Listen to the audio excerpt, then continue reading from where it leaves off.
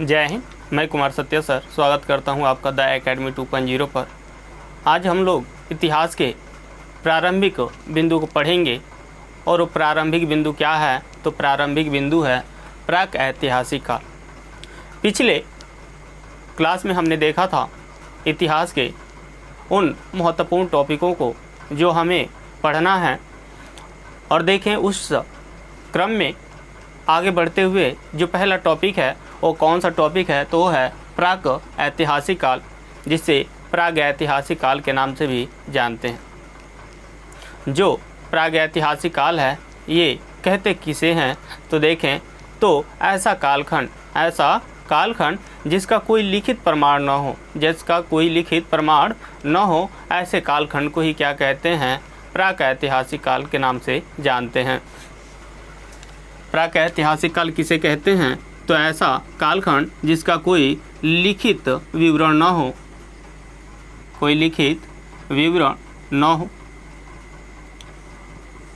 ऐसे कालखंड को ही क्या कहते हैं, प्राक ऐतिहासिक काल के नाम से जानते हैं।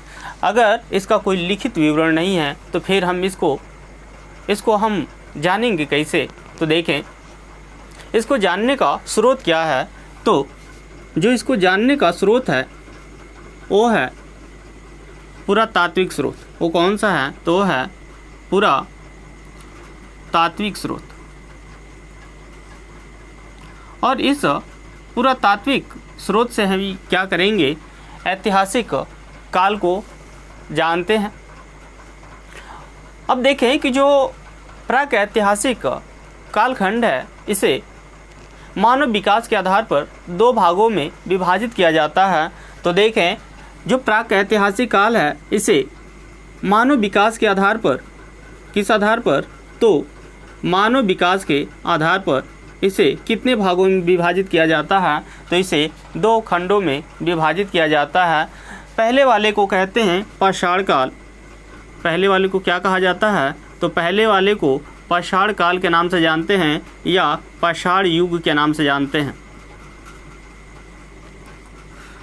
जो दूसरा कालखंड है इसे धातु युग के नाम से जानते हैं। इसे किस नाम से जानते हैं, तो इसे धातु युग के नाम से जानते हैं, या इसे ही ताम्र पाषाण युग के नाम से जानते हैं। इसे ही किस नाम से जानते हैं, तो इसे ही ताम्र पाषाण युग के नाम से जानते हैं, ताम्र पाषाण युग।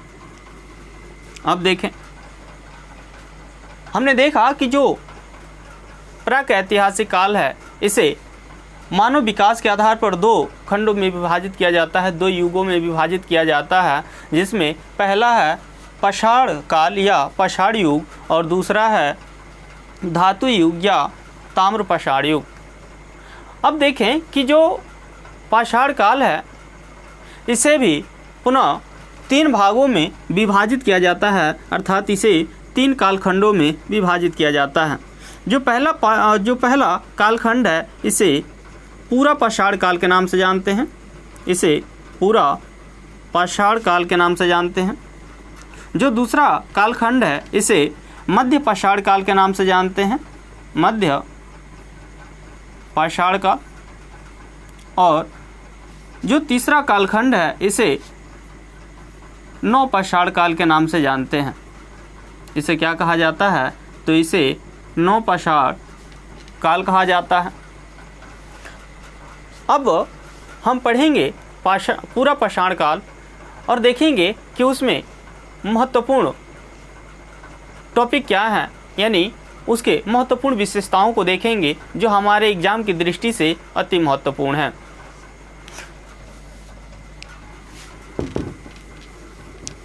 देखें कि जो पूरा पाषाण काल है इसे पुनः तीन भागों में विभाजित किया जाता है। जो पूरा पाषाण काल है, पूरा पाषाण काल, इसे पुनः कितने भागों में विभाजित किया जाता है, तो इसे पुनः तीन कालखंडों में विभाजित किया जाता है, जिसमें पहले वाले को कहते हैं निम्न पूरा पाषाण काल। पहले को क्या कहते हैं, निम्न पूरा पाषाण काल, पूरा पाषाण काल। दूसरे वाले को कहते हैं मध्य पूरा पाषाण काल, मध्य पूरा पाषाण काल, और जो तीसरा है इसे उच्च पूरा पाषाण काल के नाम से जानते हैं। इसे किस नाम से जानते हैं? तो इसे उच्च पूरा पाषाण काल के नाम से जानते हैं। अब देखें कि जो निम्न पूरा पाषाण काल है, जो निम्न पूरा पाषाण काल है, इसकी विशेषताएं क्या हैं? तो देखें कि जो निम्न पूरा पाषाण काल है, इस समय जो मानव जीवन है वो अस्थिर रहता है। मानव जीवन कैसा है? अस्थिर है।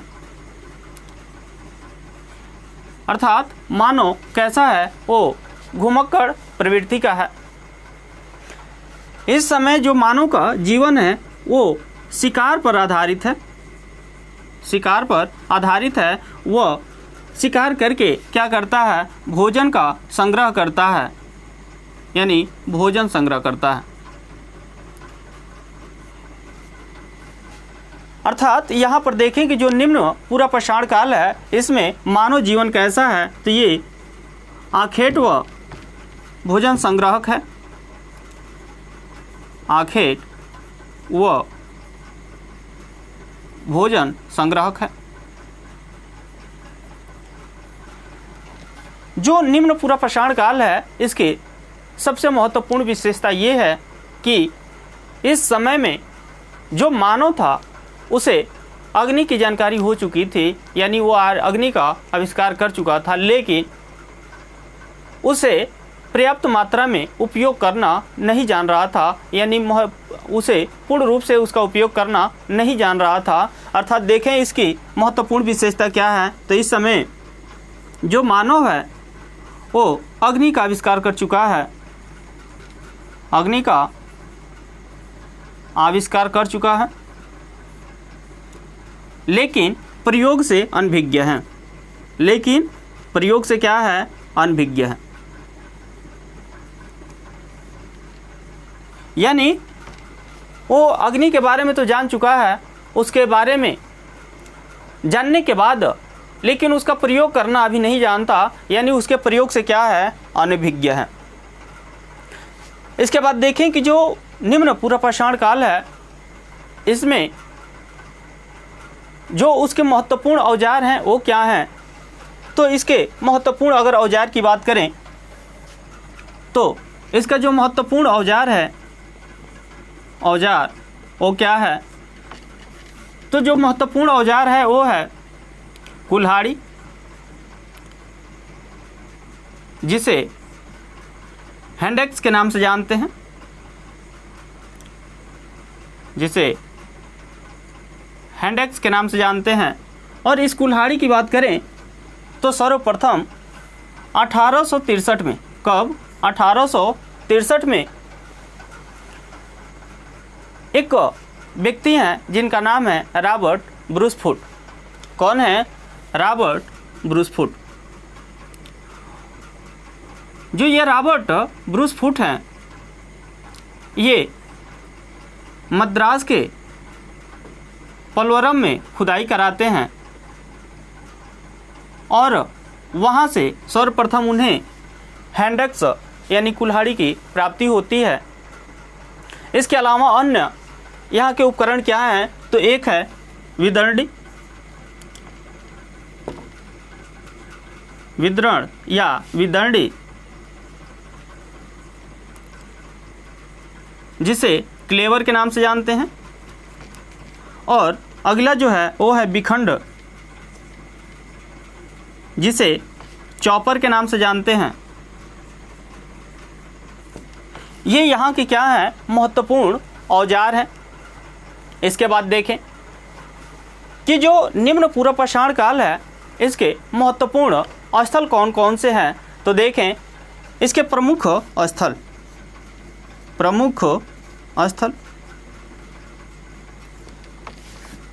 अगर इनमें इसके स्थलों की बात करें तो राजस्थान में देखें, राजस्थान, तो राजस्थान में जो थार क्षेत्र है वो महत्वपूर्ण है। उसके अलावा बेलन घाटी, बेलन घाटी जो कहाँ स्थित है, तो मिर्ज़ापुर यूपी में। इसके बाद देखें तो भीमबेटका है,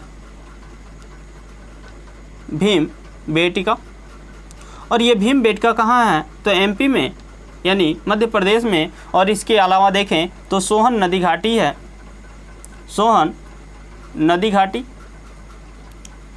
और ये सोहन नदी घाटी कहाँ है, तो ये पाकिस्तान के पंजाब क्षेत्र में है। ये कहाँ है, तो पाकिस्तान के पंजाब क्षेत्र में।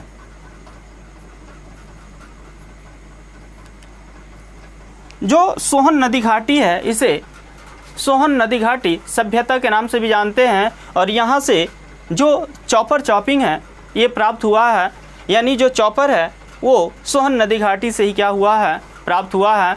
तो ये रहा निम्न पूरा पाषाण काल। हमने क्या देखा, हमने देखा कि जो पाषाण काल है इसे 3 भागों में विभाजित किया जाता है। एक है पूरा पाषाण काल, दूसरा है मध्य पूरा पाषाण काल, और तीसरा है निम्न नव पूरा पाषाण काल। जो पूरा पाषाण काल है उसे पुनः 3 भागों में विभाजित किया जाता है। एक को कहते हैं निम्न पूरा पाषाण काल, दूसरे को मध्य पूरा पाषाण काल, और तीसरे को उच्च पूरा पाषाण काल। एक बार फिर से देखें तो जो पाषाण काल है इसे 3 कालखंडों में विभाजित किया गया। पहले को कहा गया पूरा पाषाण काल, दूसरे को कहा गया मध्य पाषाण काल, और तीसरे को कहा गया नव पाषाण काल। जो पूरा पाषाण काल है उसे ही पुनः 3 भागों में विभाजित किया गया, जिसे पहले को कहते हैं निम्न पूरा पाषाण काल, दूसरे को कहते हैं मध्य पूरा पाषाण काल, और जो तीसरा है उसे उच्च पूरा पाषाण काल के नाम से जानते हैं। हमने जो निम्न पूरा पाषाण काल है उसके बारे में पढ़ा कि यहाँ पे जो मानव जीवन था वो अस्थिर था। इसके अलावा जो यहाँ पे जो मानव थे, इस टाइम पे जो मानव थे वो कैसे थे, तो शिकार पे उनका जीवन निर्भर था, और वो क्या करते थे, भोजन संग्रह करते थे। यानी उनका जीवन कैसा था, आखेट व भोजन संग्राहक था, वो घुमक्कड़ प्रवृत्ति के थे। अब चूँकि जो निम्न पूरा पाषाण काल के लोग हैं ये अग्नि का आविष्कार कर चुके थे, यानी इन्हें अग्नि की जानकारी हो चुकी थी, लेकिन उसके प्रयोग से क्या थे, अनभिज्ञ थे। उसके अलावा देखें यहाँ के महत्वपूर्ण औजार क्या थे, तो यहाँ के महत्वपूर्ण औजार थे कुल्हाड़ी, जिसे हैंडेक्स के नाम से जानेंगे, बिदरणी जिसे क्लेवर कहेंगे, बिखंड जिसे चॉपिंग के नाम से जानेंगे। और यहाँ के प्रमुख स्थलों की बात करें तो प्रमुख स्थल कौन सा था, तो राजस्थान में थार क्षेत्र था। बेलन घाटी की बात करें तो यूपी का मिर्ज़ापुर है, और भीमबेटका जो एमपी में स्थित है, और सोहन नदी घाटी जो वर्तमान के पाकिस्तान का जो पंजाब क्षेत्र है वहाँ पे ये क्या है, स्थित है। अब बात करते हैं कि जो मध्य पूरा पाषाण काल है यह इसकी विशेषता क्या है। तो अगर मध्य पूरा पाषाण काल की बात करें तो इस समय जो मानव था वो अग्नि का प्रयोग करने लगा था, यानी ये क्या थे, तो ये अग्नि का प्रयोग करने लगे थे, यानी ये पर्याप्त मात्रा में अग्नि का प्रयोग करने लगे थे। इसके अलावा देखें तो ये फलक जैसे उपकरणों का ये प्रयोग करना जान गए थे, उनको बनाना जान गए थे।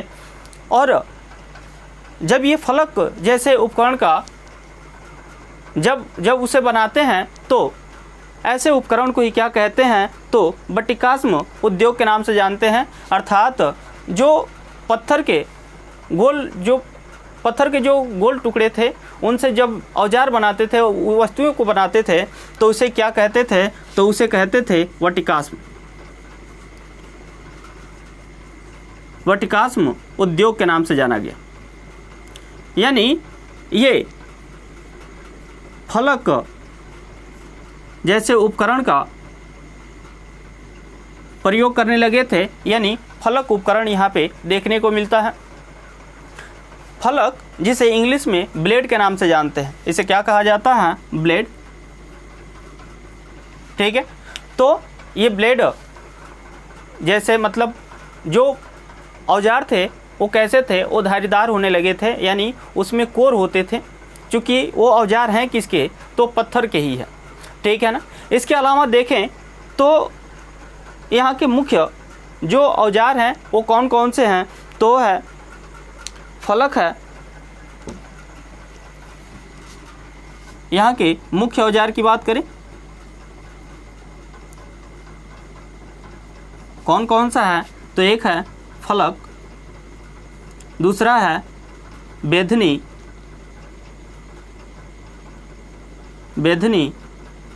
छेदनी व खुरचनी। ये यहाँ के क्या हैं, महत्वपूर्ण औजार हैं। इसके अलावा देखें कि इस कालखंड के प्रमुख स्थल कौन से हैं, तो अगर प्रमुख स्थलों की बात करें तो यूपी का मिर्ज़ापुर है और महाराष्ट्र का नेवासा है। इसके प्रमुख स्थल कौन से हैं, तो प्रमुख स्थल यहाँ ऊपर देख लेते हैं। इनके प्रमुख स्थल क्या है, तो देखें यूपी में मिर्ज़ापुर है, यूपी में मिर्ज़ापुर है और महाराष्ट्र में नवासा है।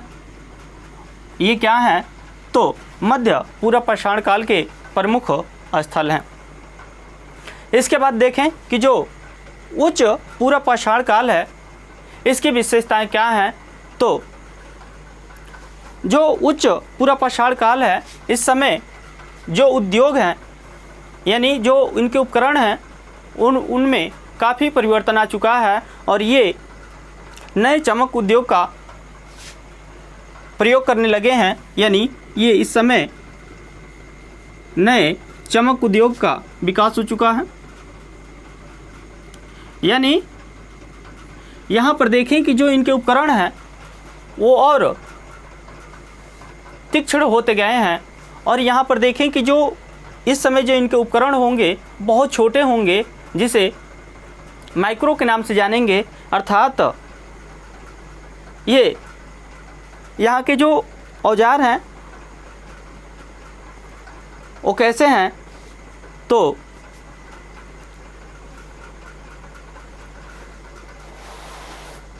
वो बहुत तीक्ष्ण हैं। यहाँ देखें कि इसी समय पे जो आधुनिक मानव है जिसे होमो सेपियंस के नाम से जानते हैं, होमो सेपियंस,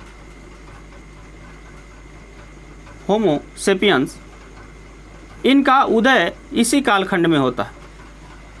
यानी एक बुद्धिमान जो मानव है जिसे होमो सेपियंस कहा गया, इसका उदय कब होता है, इसी कालखंड में होता है। और इस समय के अगर प्रमुख औजारों की बात करें कि प्रमुख औजार कौन से थे, तो जो प्रमुख औजार थे वो थे फलक, तक्षड़ी और सल्क। यहाँ के प्रमुख औजार कौन से हैं, तो है पहला फलक, दूसरा है तक्षड़ी और जो तीसरा है वो है सल्क। ये इस समय के प्रमुख औजार हैं। इसके साथ ही साथ देखें कि इसी समय में चूँकि होमो सेपियंस का उदय हो चुका है, तो इसी समय का जो चित्रकारी है वो हमें देखने को मिलती है। यानी देखें कि जो भीमबेटका है, भीमबेटका मिटाना पड़ेगा फिर, तो देखें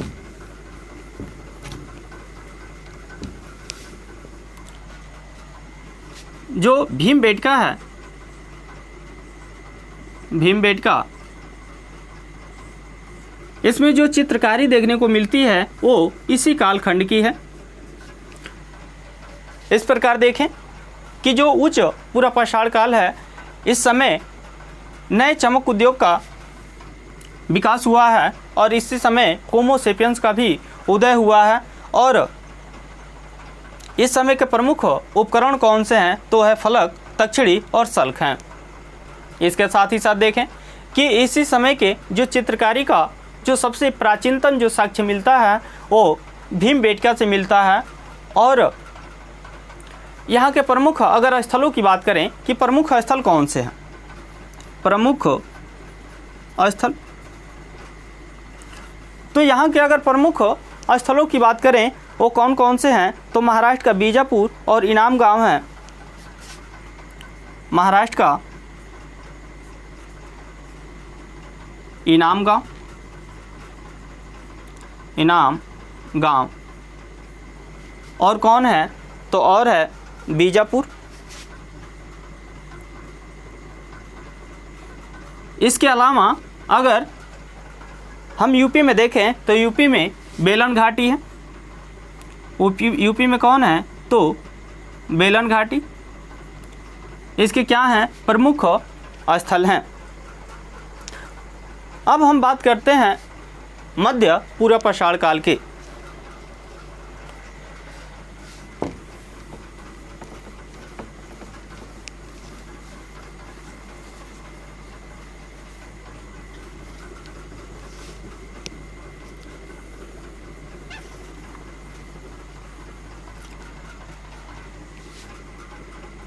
मध्य पाषाण काल,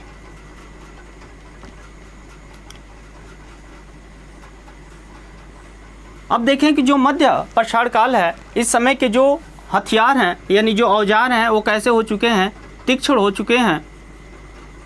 औजार कैसे हैं, तीक्ष्ण हैं, और आकार में कैसे हैं, छोटे हैं। आकार में कैसे हैं, छोटे हैं। इसके साथ ही साथ देखें कि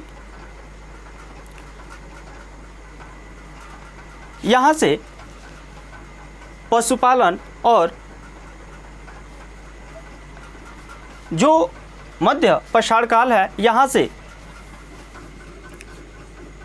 पशुपालन के सबसे प्राचीनतम साक्ष्य मिलता है। सबसे प्राचीनतम साक्ष्य मिलता है। ये साक्ष्य मिलता कहाँ से है, तो अगर उन स्थानों की बात करें तो मध्य प्रदेश में आदमगढ़ और राजस्थान का बागौर जिला है। एमपी में कौन है, तो एमपी में है आदमगढ़। आदमगढ़, और ये आदमगढ़ है कहाँ पर, तो ये एमपी के होशंगाबाद ज़िले में है। और राजस्थान की बात करें तो बागौर। ये दो ऐसे स्थान हैं जहाँ से पशुपालन के साक्ष्य मिलते हैं। यानी देखें कि जो मध्य पाषाण काल है, इस समय के जो औजार हैं वो कैसे हैं, काफ़ी धारीदार हैं यानी तीक्ष्ण हैं, और आकार में कैसे हैं, बहुत छोटे हैं। साथ ही साथ देखें कि जो पाषाण काल है, यहाँ से पशुपालन के सबसे प्राचीनतम साक्ष्य मिला है। इसके बाद देखें कि जो पाषाण काल है, इसके प्रमुख जो मध्य पाषाण काल है, इसके प्रमुख स्थल कौन कौन से हैं, तो एमपी में कौन है, तो एमपी में है आदमगढ़। एमपी में आदमगढ़ है। और राजस्थान में यानी एमपी में आदमगढ़, भीमबेटका और बोधौर है। एमपी में ये तीन जो स्थल हैं ये काफ़ी महत्वपूर्ण है। इसके बाद देखें कि राजस्थान में, तो राजस्थान में देखें कि जो बागौर है वो इसके लिए महत्वपूर्ण स्थान है। इसके अलावा गुजरात में लंघनाज है। गुजरात में कौन है, तो लंघनाज। इसके अलावा अगर यूपी में देखें तो कौन है, सराय नाहर है। सराय नाहर राय है। इसके अलावा यूपी में एक और स्थल है जिसे मगदहा के नाम से जानते हैं। मगदहा। और ये जो दोनों स्थल हैं ये कहाँ पर है, तो यूपी के प्रतापगढ़ में है, प्रतापगढ़ में स्थित है। इसके अलावा एक आठ और स्थान है, जैसे बिहार की बात करें तो बिहार का जो पायसरा है, बिहार में कौन है, तो बिहार में है पायसरा जो मुंगेर जिले में है। इसके अलावा आदि यानी और इसके अलावा स्थान है जहाँ से मध्य पाषाण काल के जो औजार हैं या फिर जो साक्ष्य हैं वो प्राप्त होते हैं। लेकिन अगर एग्ज़ाम की दृष्टि से देखें तो ये इसके महत्वपूर्ण बिंदु हैं, जिनमें पहला है कि इस समय के हथियार कैसे थे, यानी इस समय के औजार कैसे थे, तो तीक्ष्ण होते थे, आकार में बहुत छोटे होते थे। इसके अलावा देखें कि सबसे प्राचीनतम पशुपालन के साक्ष्य कहाँ से मिलता है, तो इसी मध्य पाषाण काल से मिलता है। और अगर स्थान की बात करें तो एमपी का आदमगढ़ है और राजस्थान का बागौर है। इसके अलावा देखें कि इसके प्रमुख स्थल कौन कौन से हैं, तो जो प्रमुख स्थल हैं वो मध्य प्रदेश में देखें तो आदमगढ़ जो होशंगाबाद ज़िले में है, भीमबेटका और बोधौर है। इसके अलावा राजस्थान की बात करें तो यहाँ पर बागौर, यही बागौर वाला। उसके बाद से गुजरात में देखें तो लंगनाज है जो महत्वपूर्ण स्थान है, और यूपी में देखें तो सराय नाहर राय है और मगधा जो दोनों प्रतापगढ़ ज़िले में है। बिहार में देखें तो पायसराय जो मुंगेर ज़िले में है, और इसके अलावा अन्य स्थान है जो पाषाण काल से संबंधित हैं। इसके बाद हम पढ़ेंगे नवपाषाण काल। किसकी बात करेंगे, तो नवपाषाण काल की बात करेंगे।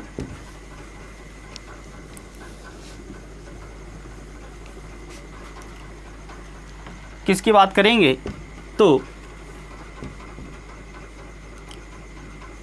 नवपाषाण काल की बात करेंगे। आई होप कि आपको ये चीज़ें समझ में आ रही होंगी। अगर कहीं डाउट हो तो आप कमेंट ज़रूर करें। देखें कि अब जो पाषाण काल है उसके दो कालखंडों को हमने पढ़ लिया, जिसमें पहला था पूरा पाषाण काल और दूसरा था मध्य पाषाण काल। अब हम उसके तीसरे कालखंड को पढ़ेंगे जिसे नवपाषाण काल के नाम से जानते हैं। नवपाषाण काल की बात करें तो इस समय जो मानव है वो खेती करना प्रारंभ कर दिया है, और जब खेती करना प्रारंभ किया है तो अस्थायी अपना निवास भी बनाएगा उस खेती को देखने के लिए, यानी उस जो कृषि है उसको देखभाल के लिए। तो देखें इस समय की जो प्रमुख विशेषता है वो क्या है, तो इसकी प्रमुख विशेषता ये है कि इस समय जो मानव है वो क्या करना शुरू कर दिया है, कृषि करना प्रारंभ कर दिया है। और जब कृषि करना प्रारंभ करेगा तो यहाँ पे जो मानव है कैसा होगा, तो स्थिर जीवन वाला होगा। कैसा होगा, स्थिर जीवन होगा, अर्थात इसका जो घर होगा वो अस्थायी होगा। घर कैसा होगा, अस्थायी होगा, यानी एक निश्चित स्थान पे रुकेगा तभी तो कृषि कर पाएगा। तो यहाँ पे जो मानव है उसका जीवन कैसा है, वो स्थिर हो चुका है, और वो घर कैसा बनाया है, तो अस्थायी घर बना के रहना प्रारंभ करता है। इस समय के अगर औजारों की बात करें कि इस समय के जो औजार थे वो कैसे थे, तो जो इस समय के जो औजार थे वो थे पालिशदार थे। वो कैसे थे, तो पालिशदार थे। इस समय के औजार कैसे थे, तो इस समय के औजार जो थे वो पालिशदार थे, जिनमें अगर मुख्यतः की बात करें तो पत्थर की कुल्हाड़ियाँ थी, पत्थर की कुल्हाड़ियाँ।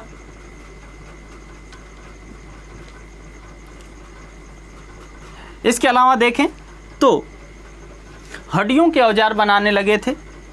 ये किसके औजार बनाते हैं, तो ये हड्डियों के औजार बनाते हैं। हड्डियों के क्या बनाते हैं, औजार बनाते हैं। और ये मुख्य रूप से देखें तो ये हिरण का जो सींग है उसका प्रयोग करके ये क्या बनाए हैं, औजार बनाते हैं। अगर इसके साक्ष्य की बात करें तो जो बिहार का चिरांद है, चिरांद ये कहाँ स्थित है, बिहार में। और यहाँ से इसके क्या मिलते हैं, साक्ष्य मिलते हैं कि हड्डियों के जो औजार हैं, उपकरण हैं, वो प्राप्त हुए हैं और किसके हड्डी के हैं, तो हिरण के सींग के हैं। इसके अलावा देखें कि जो मेहरगढ़ है, मेहरगढ़ जो मेहरगढ़ है, इस मेहरगढ़ से सर्वप्रथम जो कृषि के साक्ष्य मिलते हैं। और कौन से कृषि के साक्ष्य मिलते हैं, तो यहाँ से गेहूं व जौ के साक्ष्य मिलते हैं। यानी जो मेहरगढ़ है, यहाँ से सर्वप्रथम गेहूं और जौ के कृषि के साक्ष्य मिलते हैं। और जो ये मेहरगढ़ है, ये है कहाँ पर, तो ये है पाकिस्तान में। कहाँ स्थित है, तो ये पाकिस्तान में स्थित है। इसके अलावा अगर बुर्जहोम की बात करें, बुर्जहोम जिसका मतलब होता है भुर्ज वृक्ष, भुर्ज इसका मतलब होता है भुर्ज वृक्ष का स्थान।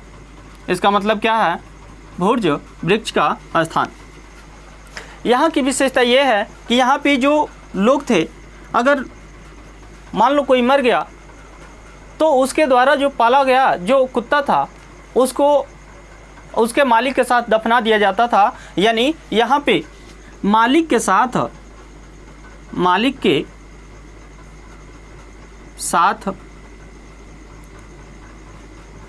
पालतू कुत्ते को दफनाया जाता था। पालतू कुत्ते को क्या करते थे, पालतू कुत्ते को दफनाया जाता था। ठीक है। इसके अलावा देखें कि जो गुफ कराल है, कौन, तो गुफ कराल।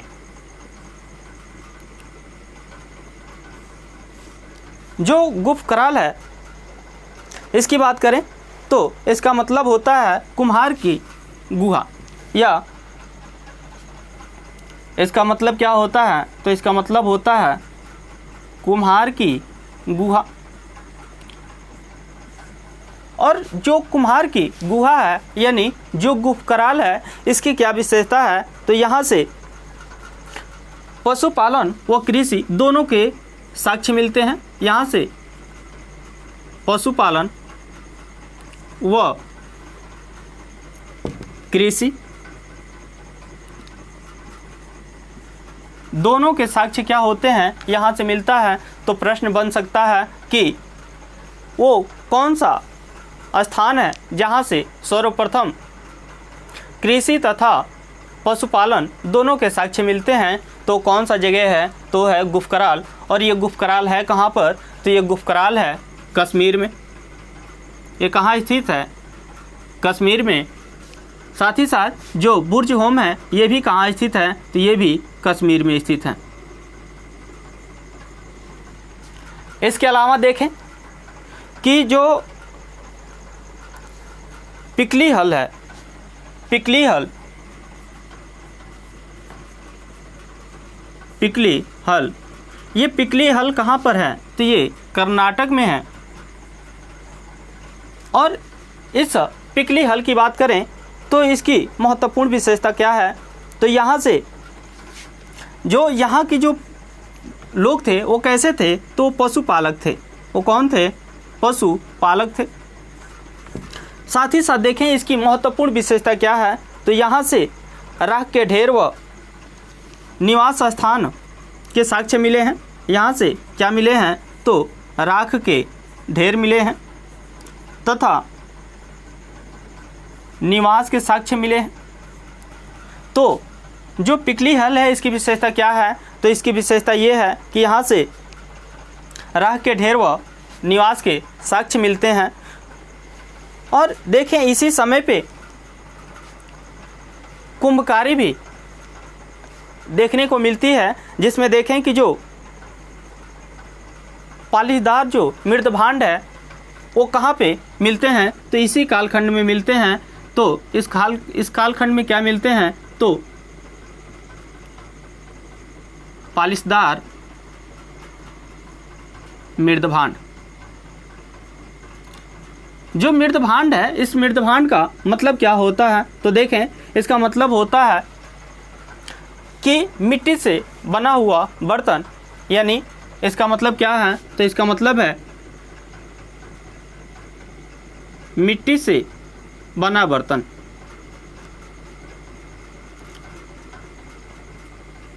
और इस तरह से हमने देखा कि ये रहा नवपाषाण काल की विशेषताएं।